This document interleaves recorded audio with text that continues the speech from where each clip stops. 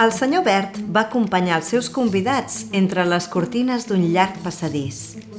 Estava molt fosc i tots van encendre les seves llanternes, llevat del senyor Negre.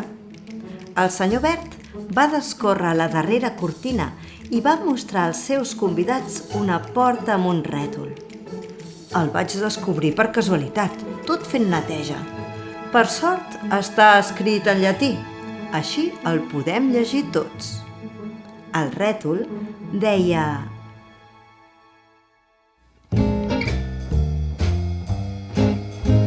Hola, famílies! Us hem llegit un tast del berenar del senyor Verd, un àlbum il·lustrat d'una bellesa plàstica inqüestionable, enigmàtica i misteriosa.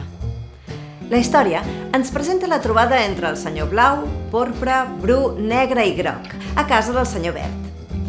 Aquests personatges, que viuen en un món d'un sol color, s'hauran d'atrevir a entrar en una realitat diferent, una realitat secreta que només es pot desvetllar de la mà del lector.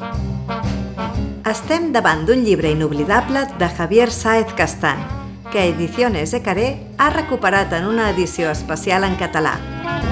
A més de gaudir de la història, podreu accedir a un apèndix, amb comentaris del mateix autor, per aprofundir i enriquir la seva lectura. Una obra amb moltes capes que millora quan es comparteix i es rellegeix. Atreviu-vos a visitar-la!